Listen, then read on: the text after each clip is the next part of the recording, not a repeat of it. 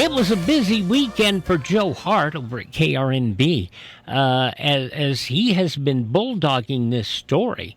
It seems like Joe's the only one talking about this Uprise Fiber. One would think that more people would be interested in knowing where this $9 million went to and tracking it down. Good morning, Joe. Good morning, Wyatt. How are you? Better than I deserve. But it always strikes me as a weird thing, $9 million. And I mean, even to the federal government, that's money. Significant money. Oh yeah, and yet very, very significant. And yet it seems like very few people are wanting to have a discussion about this. It seems like the only people that are interested are you folks, and I mentioned the Gazette Journal and us. And nobody in Vegas wants to talk about this. Nobody wants to talk about any of this other stuff, and it just seems strange to me.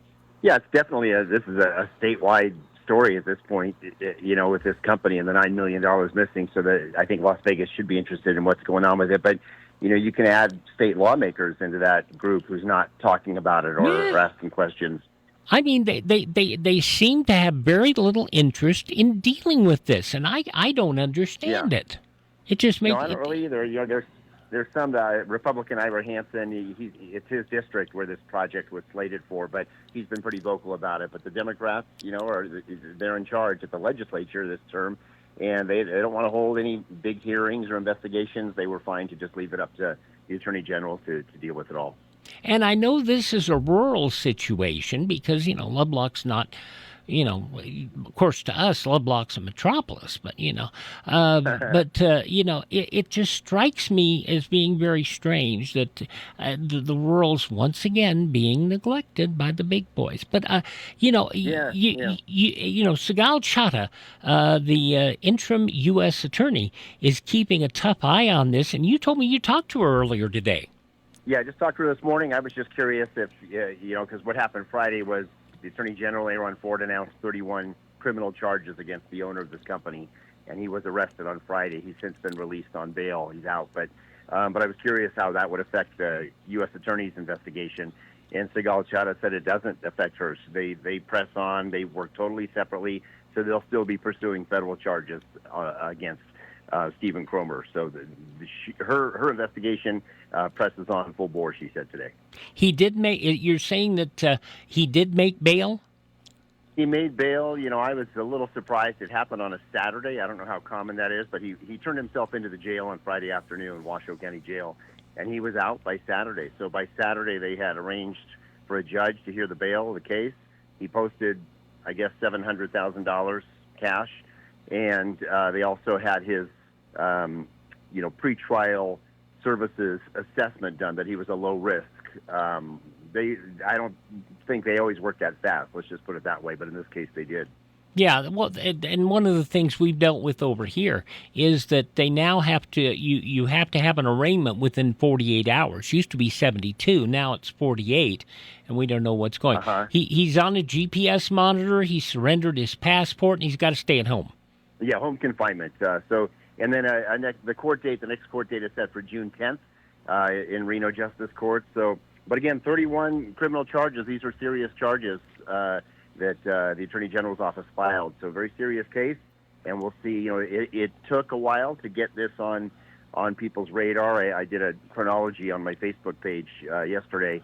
But there was, it's been a year since the lawsuit was filed, and almost a year since it was first reported that some of these withdrawals were being made illegally from that account. And then Aaron Ford said that his investigation started January 28th when they got a complaint from NDOT. So it took a while to get things going and to get it moving, but Ford says they put all their effort into it once they started.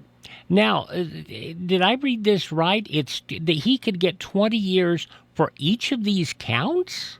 Yeah, on the 30. There's 30 felony counts. They're all Class B felonies, and basically all but one of them carries up to 20 years. So it's a very serious case, and it'll be interesting to see how it proceeds. Sometimes they charge these things on the heavy side, and then things get, pled down along the way.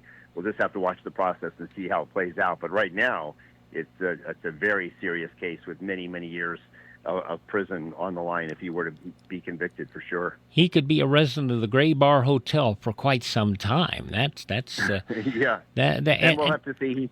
He has a local Reno criminal defense attorney who we'll have to talk to, and we'll have to hear the other side of the story. But we've only heard one side so far because Kromer hasn't spoken to us. We went to try to talk to him. We were doing our stories, and he didn't respond.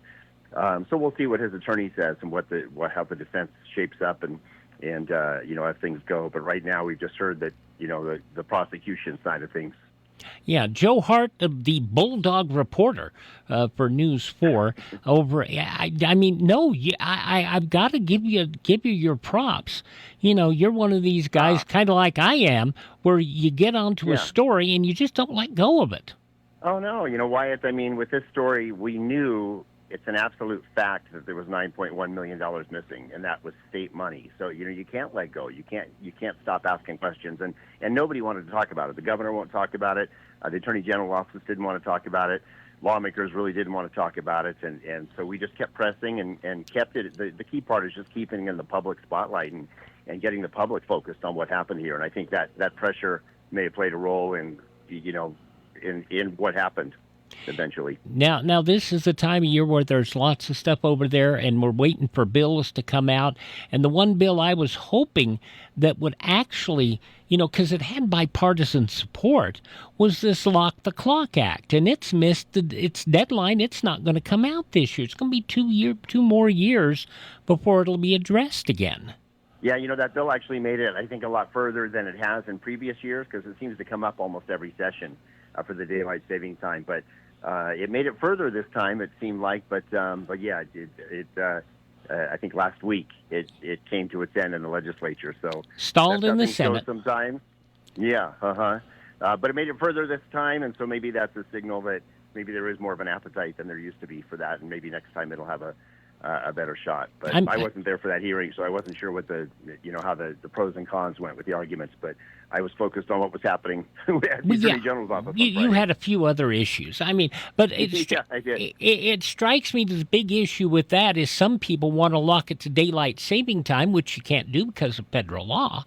And, so you've got to lock to standard time, and some people just don't want to lose all that summertime.